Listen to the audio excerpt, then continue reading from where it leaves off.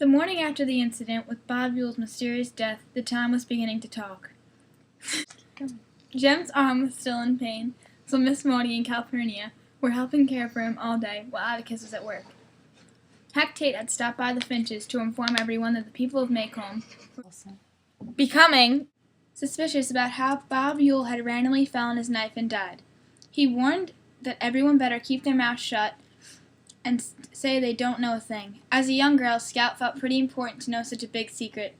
They all assured Heck Tate that they would not let their secret out, so he went to check on Jem, then shortly left after. The house had been crazy all day. First Miss Maudie and Calpurnia, next Heck Tate, then all of Jem's friends from school had lined up at the door to see him. Calpurnia opened the door and let the boys in. They all brought handwritten cards, and a few even brought boxes of candy. The group of boys all went into Jem's room and crowded around his bed. He was very happy to see them and thanked them for coming to visit. Then he noticed that Dill was on the way back.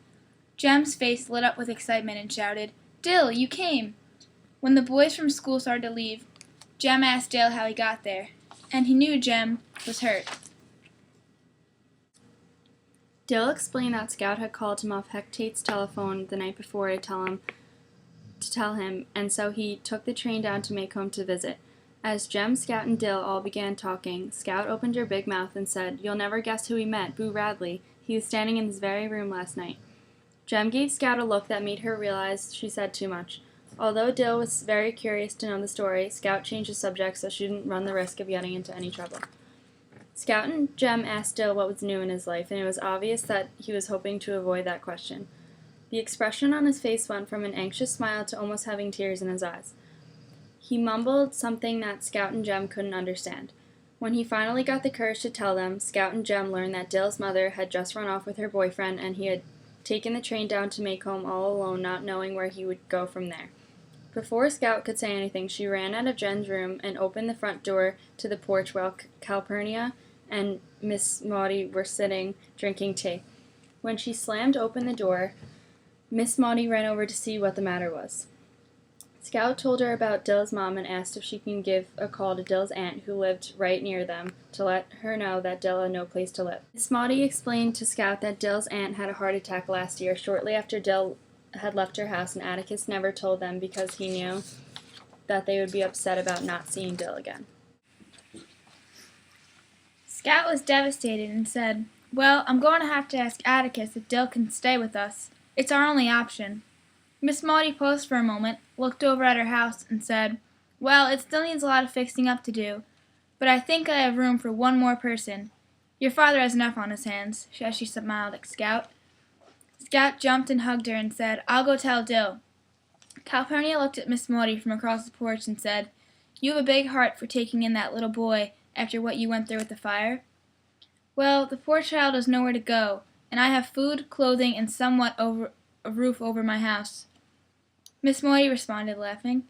Dill slowly walked outside, looking nervous and shy. He looked up at Miss Maudie and said, "Thank you, ma'am. I won't be any trouble, I promise." It was 6 o'clock and Atticus was home from work. Dill and Miss Maudie ate dinner with the Finches that night, and the kids talked about how they would be able to hang out every day while Dill was staying with Miss Maudie. Although they were older now, and when they were younger they used to spend summers together, they now could still find ways to have fun. When dinner was over, Miss Maudie brought Dill over to give him a look at the house and show him where he would be staying. After he was settled in his new bed that night, they ended up talking for hours about Dill's family problems, the fire that wrecked her house, and even a little about Tom Robinson. Already they felt more comfortable with one another. Weeks went by, and Dill was still living with Miss Maudie, and they had grown very close. Miss Maudie and Atticus began talking more frequently because they both cared for children around the same age. They would sometimes go to get coffee in town together while Calpurnia watched the kids. About a month and a half after Dill moved in, Atticus and Miss Maudie started officially dating. They were worried it would be weird for the children, but it turned out they were really excited for them. Scout and Jem were the most happy because they knew Atticus was not as lonely anymore. Although Dill's stay was only supposed to be temporary until they can find a safe place for him, Miss Maudie had thought about it and realized she loved having him there and feeling like a mother. She told Dill he can permanently stay there under her care. In less than 2 months, Miss Maudie treated Dill better than his real mother ever did. Dill was adjusting very well to his new school. He was getting good grades, making new friends, and becoming one of the smartest kids in his class. Every day, Scout, Jem, and Dill walked to and from school together. But one day, coming home from school, Calpurnia was waiting on the porch for them.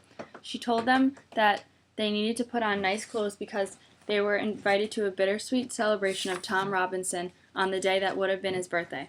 Scout didn't understand why there would be a birthday party for someone who wasn't even alive, but Calpurnia explained that it meant a lot to his wife to spend this day remembering Tom. The 6 of them all went together to the Robinson home. When they first walked in, they could feel the sadness of the home and how much Tom Robinson was missed by his family and the black community of Maycomb. The children all felt sorry for Tom Robinson this whole time, but they never really thought about how it affected his family until now. The family was still very welcoming, and they thanked Atticus for trying his best, even when it may have been hard to do in a segregated town like Maycomb. They spent that night looking at old pictures of Tom and making his favorite meal in memory of him. It got late, and the kids were ready for bed, so they said goodbye and headed home with a whole new perspective of what the Robinson family had gone through. Atticus was relieved knowing he would not be attacked by Bob Ewell while leaving the house this time.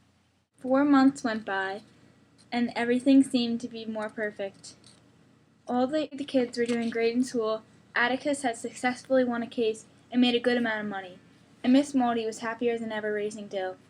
One day after work, Atticus wanted to speak with Jem and Scout privately. They went in his room, and he told them that he had a serious question for them. Scout and Jem sat there attentively and waited to hear what it was.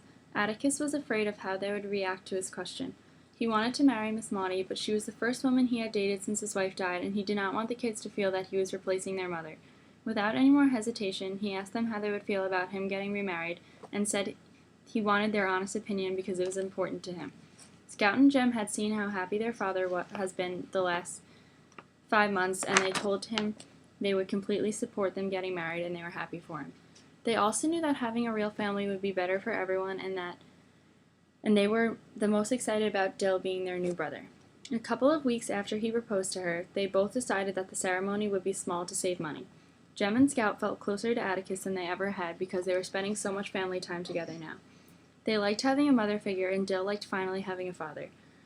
They kept Calpurnia at the house since Miss Maudie had not had as much experience with kids as Calpurnia, and they decided to work together in caring for them while Atticus was at work. It was all thanks to Dill for coming to Maycomb that they all became a happy family.